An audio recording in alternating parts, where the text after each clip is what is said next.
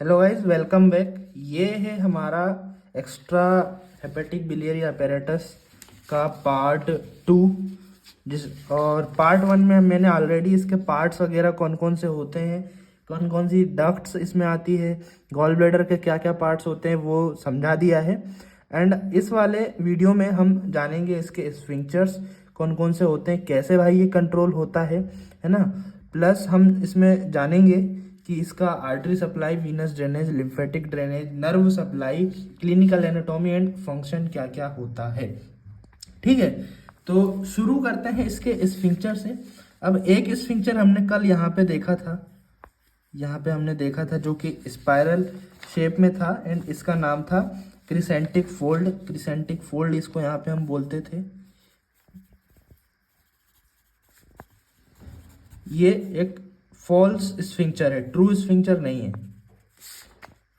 True स्फिंक्चर नहीं है ऐसे, मतलब ट्रू स्फिंक्चर क्या होते हैं, जैसे ये हमारी नली जा रही है तो इस तरीके से ये कुछ ऐसे रहेंगे, ये एकदम प्रॉपर रेगुलेट होते हैं। बट ये जो है कुछ अलग टाइप के होते हैं, स्पाइरली होते हैं अरेंज्ड, तो इनको ट्रू स्फिंक्चर जो है नहीं बोलते हैं।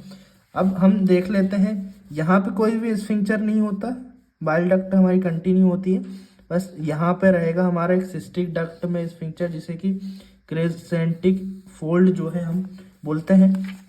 उसके अलावा तीन और जो है हमारा स्फिंक्चर्स आते हैं इस पूरे हमारे अपैरेटस में, जो कि हमारा एक बाइल डक्ट के टर्मिनेशन पे रहेगा यहाँ पे, एक हमारा पैंक्रियाटिक डक्ट के टर्मिनेशन पे रहेगा यहाँ पर, और ये जब ये दोनों मिल जाएंगी तो एक एम्पुला जो है बना लेती है, एक मोटी पाइप जो है बना लेती है। तो एक हमारा इस वाले पार्ट पे जो है यहाँ पे रहेगा।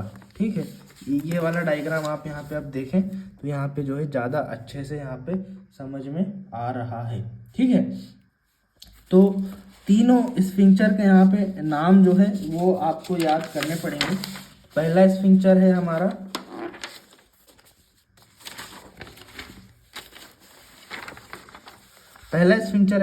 स्फिंक्चर कोलेडोकस। कोलेडोकस, अभी अजीब सा नाम है, स्फिंक्चर कोलेडोकस। कोलेडोकस का जो मतलब है वो हमारा होता है बाइल डक्ट ही होता है एक तरीके से, इसका मतलब बाइल डक्ट होता है। तो अब यहाँ पे समझ में आ जाएगा ये कहाँ पे मिलेगा, तो ये बाइल डक्ट में मिलेगा। अब बाइल डक्ट में ऊपर की तरफ तो कोई स्फिंक्चर होता नहीं है, ये जो यहाँ पे टर्मिनेशन जहाँ पे होता है ना इस वाले पार्ट में, इसी को हम बोलते हैं स्फिंक्चर कोलेडोकस। दूसरा स्फिंक्चर हमारा आता है स्फिंक्चर पैंक्रियाटिकस। अब पैंक्रियाटिकस अलग ही समझ में आ रहा है, ये पैंक्रियाटिक डक्ट से रिलेटेड है। तो पैंक्रियाटिक डक्ट ये आ रही है हमारी यहाँ पे, तो यहाँ पे ये जो स्फिंक्चर है ये भी जो है स्पाइरली अरेंज होते हैं। ये ट्रू स्फिंक्चर कोई भी नहीं होता है, तो ये होता है हमारा क्या, sphincter pancreaticus. Terminal part of the pancreatic duct में ये होता है, और terminal part of the bile duct में होता है हमारा स्फिंक्चर कोलेडोकस। अब जब ये दोनों डक्ट्स मिल जाती हैं तो ये बनाती हैं क्या, एक एम्पुला, जो कि ओपन होता है second part of the duodenum में। यहाँ पे अगर आप देखें ये डक्ट यहाँ पे दोनों मिल गई, ये है हमारा ड्यूडोनम का सेकंड पार्ट, और यहाँ पे ये दोनों डक्ट पैंक्रियाटिक डक्ट और बाइल डक्ट दोनों मिलके एम्पुला बना के यहाँ पे सेकंड पार्ट में ओपन हो रही हैं।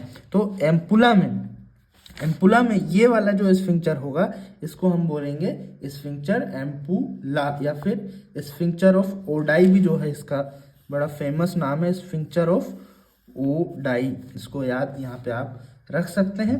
और ये जो होता है पूरा एम्पुला को सराउंड जो है करके रखता है यहाँ पे, ये देखिए। ठीक है, तो ये तीनों स्फिंक्चर हैं। तो अब यहाँ पे कंफ्यूजन आपका क्लियर हो गया होगा कि भाई ये जो बाइल डक्ट है नीचे तो आराम से इससे आ जाएगा, बट ऊपर कैसे चढ़ेगा। यहाँ पे अगर आप देखें तो ये देखिए, ये हमारी बाइल डक्ट आ रही है, तो बाइल डक्ट नीचे आ रही है। अब यहाँ पे एक एक्यूट एंगल हमारा यहाँ पे बन रहा है, ठीक है, सिस्टिक डक्ट और कॉमन हेपेटिक डक्ट के बीच में। तो कॉमन हेपेटिक और सिस्टिक डक्ट के बीच में इस तरीके से कैसे जाता है, तो पहले नीचे आएगा पूरा यहाँ तक, ये जो है नली यहाँ पे भर जाएगी, फिर हमारा जो स्फिंक्चर कोलेडोकस है ये क्लोज होगा, तो फिर और जो हमारा स्फिंक्चर ऑफ, क्या नाम था इसका, जो हमारा क्रिसेंटिक फोल्ड है ये ओपन होंगे और लीवर से फिर हमारा गॉल ब्लेडर में जो बाइल का स्टोरेज है वो यहाँ पे ओपन होगा। तो इस तरीके से ये अपरेटस कुछ काम करता है। और फिर कभी कभी ये तीनों जो है तीनों चारों स्फिंक्टर ओपन हो जाएंगे तो फिर पूरा जो है हमारा बाइल जूस और पैंक्रियाटिक जूस मिक्स होकर ड्यूडेनम में खुल जाएगा। ठीक है, तो ये स्फिंक्टर यहाँ पे हमने समझ लिए। अब हम देख लेते हैं गाइस इसके ब्लड सप्लाई। ये देखिए ब्लड सप्लाई देख लेते हैं। तो यहाँ पे जो चीफ सोर्स जो प्राइमरी आर्टरी होती है हमारे एक्स्ट्रा हेपेटिक बिलियरी अपैरेटस को जो सप्लाई करती है वो होती है सिस्टिक आर्टरी। सिस्टिक आर्टरी कहाँ से निकल रही है? ये निकल रही है हमारी हेपेटिक आर्टरी से ही निकल रही है। ये देखिए ये हमारी प्रॉपर हेपेटिक आर्टरी है, इससे निकल रही। ये राइट और लेफ्ट दो में डिवाइड हो गई। ठीक है, राइट एंड लेफ्ट। तो जो राइट साइड की जो हमारी हेपेटिक आर्टरी है, राइट ब्रांच है हमें हेपेटिक आर्टरी की, उसमें से निकल रही है सिस्टिक आर्टरी। और जो सिस्टिक आर्टरी है ये हमारी सिस्टिक डक्ट को भी सप्लाई करेगी, गॉल ब्लैडर को भी सप्लाई करेगी, कॉमन हेपेटिक डक्ट को भी सप्लाई करेगी। ऊपर का पार्ट जो है पूरा ये हमारा सप्लाई कर देगी। कौन सी आर्टरी? Cystic artery. ये किसकी ब्रांच होती है? राइट हेपेटिक आर्टरी की ब्रांच ये होती है। ठीक है, branches of posterior superior pancreatico duodenal artery. नीचे की तरफ अगर हम देखें तो राइट हेपेटिक आर्टरी, जो बाइल डक्ट का मिडिल पार्ट है ना, इसको राइट हेपेटिक आर्टरी जो है वो भी यहाँ पे सप्लाई करती है। नीचे की तरफ अगर आप देखें बाइल डक्ट को, तो जो हमारी सुपीरियर पैंक्रियाटिको ड्यूडेनल आर्टरी है, ये देखिए ये इसको बाइल डक्ट को सप्लाई नीचे की तरफ कर रही है, ऊपर की तरफ सिस्टिक आर्टरी कर रही है और राइट हेपेटिक आर्टरी की कुछ ब्रांचेस भी इसको सप्लाई कर रही है। तो right cystic artery, right hepatic artery और सुपीरियर पैंक्रियाटिको ड्यूडेनल आर्टरी। ठीक है, स्पेशली पोस्टीरियर वाली जो है वो बाइल डक्ट के नीचे वाले पार्ट को यहाँ पे सप्लाई करती हैं। अब वीनस ड्रेनेज, यहाँ पे देखिए बहुत सारी रामायण जो है लिखी हुई है, जो अंदर जाती है वो करेगी ये वो, बट एक ही सीधा सा इसका हिसाब है। पोर्टल वेन से एक वेन निकलेगी सिस्टिक वेन, उसमें वो भी एकदम सिस्टिक आर्टरी के साथ साथ जो है चलेंगी। जैसी ये सिस्टिक आर्टरी चल रही है ऊपर उसमें कुछ ब्लड ड्रेन होगा, प्लस कुछ ब्लड जो है डायरेक्ट पोर्टल वेन में भी यहाँ पे ड्रेन इसका हो जाएगा। ठीक है, पोर्टल वेन और सिस्टिक वेन, दो वेन में इसका वीनस ड्रेनेज होता है।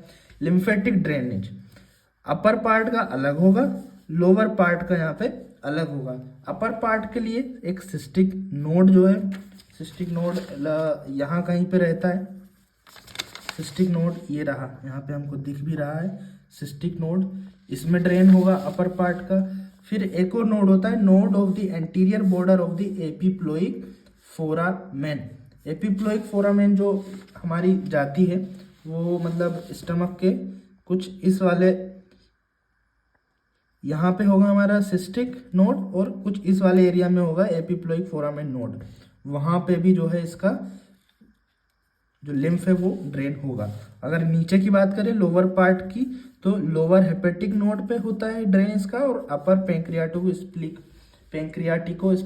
पैंक्रियाज और स्प्लीन के लिए जो कॉमन नोड होते हैं जो कि पैंक्रियाज के ऊपर पाए जाते हैं, वहाँ पर भी जो है इसका यहाँ पर इधर कहीं पे जो है ये नीचे बाइल डक्ट का जो है लिम्फ ड्रेन होगा। ठीक है, तो ये हमने इसका लिम्फेटिक ड्रेनेज, वीनस ड्रेनेज और आर्टरी सप्लाई पढ़ लिया।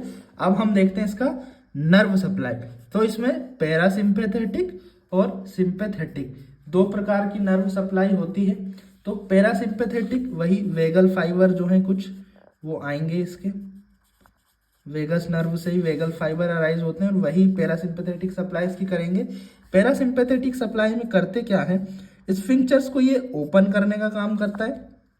पैरासिम्पैथेटिक नर्व सप्लाई जितने भी स्फिंक्चर हैं, एक ये वाला हो गया हमारा, नीचे के 2-3 स्फिंक्चर हो गए, वो इसको ओपन करने का काम करेंगे। कौन? Parasympathetic fibres. और गॉल ब्लैडर को कॉन्ट्रैक्ट करते हैं, इसकी मसल को कॉन्ट्रैक्ट कर देंगे। अब सारे के सारे स्फिंक्चर हमारे ओपन हो गए, इसकी मसल कॉन्ट्रैक्ट हो गई, तो क्या हुआ, जो हमारा बाइल है वो ड्यूडेनम में रिलीज हो गया। तो कुल मिला के रिलीज ऑफ बाइल जो है उसको स्टिमुलेट करने का काम करता है क्या, पैरासिम्पैथेटिक ब्लड सप्लाई। ये भी मोटर होता है फंक्शन में, ठीक है, पैरासिम्पैथेटिक ब्लड सप्लाई का। और जो प्रेशर है वो भी मेंटेन करता है, ठीक है, गॉल ब्लैडर की मदद से। क्या, parasympathetic nerve supply. Sympathetic supply T7 और T9 के लेवल से जो है निकलता है, और ये भी वैसोमोटर होता है, ठीक है। और ज़्यादातर ये जो है कॉन्स्ट्रिक्ट करता है। पैरासिम्पैथेटिक अगर बाइल जूस के जो है सीक्रेशन को फैसिलिटेट कर रहा है तो ये इनहिबिट करता है। कौन इनहिबिट करता है, सिंपैथेटिक सप्लाई, ठीक है। तो ये हमने ब्लड सप्लाई, लिम्फेटिक ड्रेनेज और इसका इनर्वेशन देख लिया। अब इसके फंक्शन देख लेते हैं, क्लिनिकल एनाटॉमी देख लेते हैं। क्लिनिकल एनाटॉमी में मोस्ट इंपॉर्टेंट है हमारा क्या, गॉल स्टोन, उसको भी यहाँ पे हम समझ लेते हैं। तो इसके फंक्शन, एक बेसिक फंक्शन यहाँ पे जो इतनी देर से पढ़ते पढ़ते हमें समझ में आया क्या, कि जो बाइल जूस है उसका स्टोरेज करता है और ड्यूडेनम में बाइल डक्ट की हेल्प से रिलीज करता है जब भी इसकी जरूरत पड़ती है, ठीक है। ये बेसिक पीएच का होता है, ठीक है, बाइल जूस। और जो एसिडिक फूड है जब ड्यूडेनम में आता है तो उसको न्यूट्रलाइज करने का एक सबसे बड़ा काम करता है, ठीक है। गॉल ब्लैडर जो है, ये स्पेशली गॉल ब्लैडर के फंक्शन यहाँ पे हम पढ़ रहे हैं, ठीक है, गॉल ब्लैडर। बाकी जो डक्ट है उनका तो एक ही काम है भाई, बाइल जूस को इधर से उधर ट्रांसपोर्ट करना, ऊपर से नीचे की तरफ, ठीक है। बाकी गॉल ब्लैडर का फंक्शन है क्या, स्टोरेज ऑफ बाइल और इनको ड्यूडेनम में रिलीज करना, ठीक है। गॉल ब्लैडर क्या करता है, जो बाइल जूस होता है इसकी कंसंट्रेशन को 10 टाइम इंक्रीज कर देता है। इसके अंदर रिएक्शंस होती हैं, ठीक है, कुछ केमिकल एब्जॉर्ब होते हैं, अभी हम आगे देखेंगे क्या क्या एब्जॉर्ब होती हैं, जिससे ये 10 टाइम जो है गॉल, जो बाइल जूस है उसकी जो कंसंट्रेशन है उसको एनहेंस कर देता है। जो गॉल ब्लैडर है प्रेशर को रेगुलेट करता है sympathetic and parasympathetic nerve supply की हेल्प से। अगर ये कॉन्ट्रैक्ट होगा तो फिर प्रेशर बढ़ जाएगा, कॉन्ट्रैक्ट नहीं होगा, एकदम हल्का फुल्का ऐसे मतलब पड़ा रहेगा डुल्लुल सा, तो भाई ये इसका जो प्रेशर है वो कम हो जाएगा। और ज़रूरत के हिसाब से जब ज़रूरत पड़ती है तो कम ज़्यादा जो है इसका प्रेशर डायलेशन और कॉन्ट्रैक्शन की हेल्प से इसका करना ही पड़ता है। अब भाई कंटिन्यू फ्लो हो जा रहा है या फिर हो ही नहीं रहा है, तो ऐसे कैसे काम चलेगा, ठीक है। अब इसका एक और फंक्शन होता है, ये मेन है, इसमें समझ लीजिए जरा आप। ये जो हमारे लूज बाइल सोल्ट्स होते हैं उनको और कोलेस्ट्रॉल, इन दोनों के मिक्सअप से, लूज बाइल सोल्ट और कोलेस्ट्रॉल के मिक्सअप से जो कंपाउंड बनता है उसको एब्जॉर्ब करने का काम करता है कौन, गॉल ब्लैडर। दोनों आपको नाम याद रखना है, लूज बाइल सोल्ट प्लस कोलेस्ट्रॉल के मेडअप से दोनों को जब कंबाइन करा जाता है तो जो कंपाउंड बनता है उसको एब्जॉर्ब करने का काम करता है। अब क्लिनिकल एनाटॉमी में गॉल स्टोन क्या होता है, इसी से रिलेटेड है। होता क्या है कि जब गॉल ब्लैडर में कोई इन्फ्लेमेशन, कोई इन्फेक्शन हो गया, कुछ भी प्रॉब्लम आ गई, तो जो हमारा ओनली जो बाइल सोल्ट है ये एब्जॉर्ब होने लगता है, कोलेस्ट्रॉल पीछे छूट जाता है, ठीक है। जब कोलेस्ट्रॉल पीछे छूट जाता है तो ये भाई प्रेसिपिटेट होने लगता है, जमने लगता है हमारे गॉल ब्लैडर के अंदर। और जब ये कोलेस्ट्रॉल का जमाव जो होता है इसी को हम बोलते हैं क्या, गॉल स्टोन। आई होप समझ में आ गया होगा, बहुत इजी था।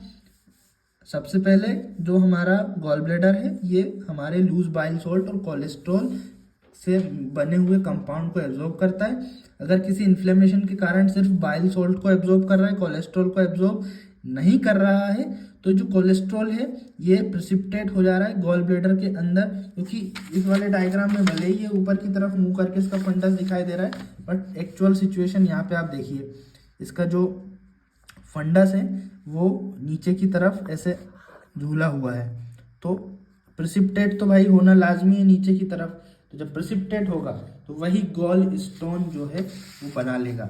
अब यहाँ पे एक और टर्म आती, कॉलीसिस्टाइटिस। कॉलीसिस्टाइटिस, ठीक है, कॉलीसिस्टाइटिस।